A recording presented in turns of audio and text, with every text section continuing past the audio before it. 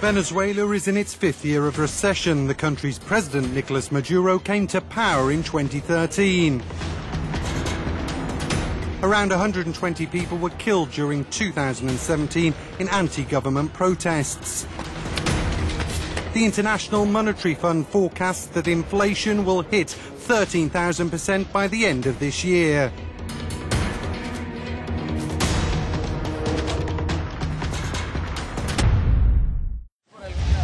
Most Venezuelans crossing the Simón Bolívar Bridge are fleeing their country for food and medicine. Cúcuta is the principal border point into Colombia, with up to 40,000 people passing every day. This lady has arrived with acute appendicitis. She has made it just in time. Many stories don't end this well. On the Venezuelan side of the border, crumbling hospitals are at breaking point. In mid-2017, the Red Cross, funded by the EU Humanitarian Aid Office, set up a reception facility next to the bridge in a bid to alleviate a crisis it says has largely been ignored. The Red Cross has been opening and closing this post every morning and night as a way to raise our hand and say, something is happening here and we need to draw attention to this. It's an invisible crisis on both sides. Invisible de los dos lados. 3 nurses and a doctor are always on duty in the first aid tent. Many people come with chronic diseases that need simple, cheap medicine, which is no longer available in Venezuela. There are also cancer patients desperate to restart treatment, as well as the malnourished. We are providing assistance to a person who fainted. We brought him here and it looks like he's suffering from malnutrition.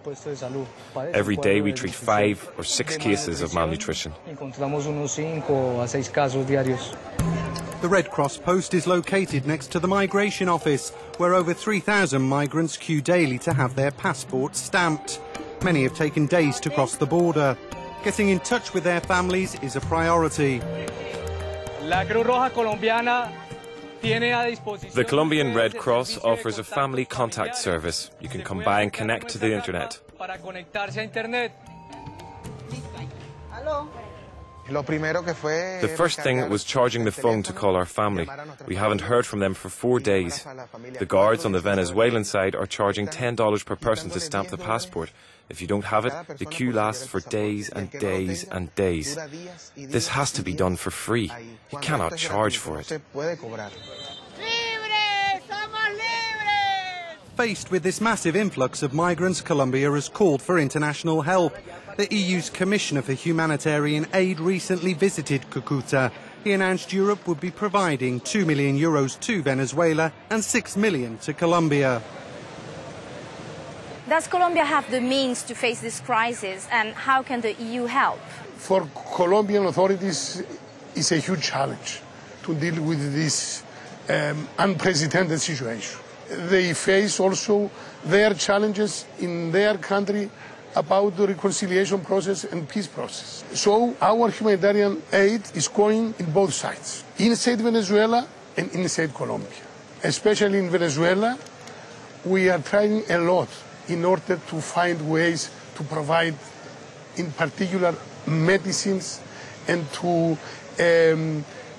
find projects to deal with acute malnutrition.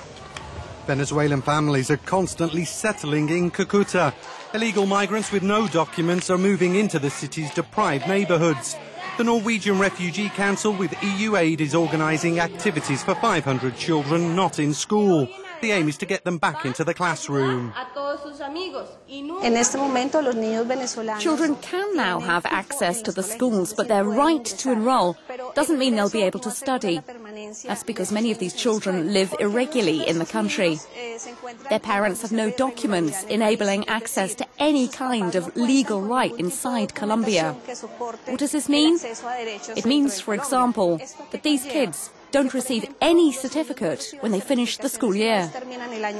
Some 4,100 Venezuelan pupils are registered at school in the department of Norte de Santander. Adriana's daughters are among them. The family settled illegally in Cúcuta 3 years ago. In Venezuela, Adriana was a nurse and says she had a normal life. Her daughters and nephew had to wait 1 year before they could go to school. The children are managing to study regularly in terms of their documents, but financially it's not normal. It's not easy to maintain 3 children at school when you're a foreigner without documents. If you manage to get food, how's it possible to buy items like school uniforms, shoes? That's very difficult. It's estimated that 230,000 illegal migrants live in Cúcuta. The UNHCR is working with the government to try to register them and improve their conditions both on arrival and long term.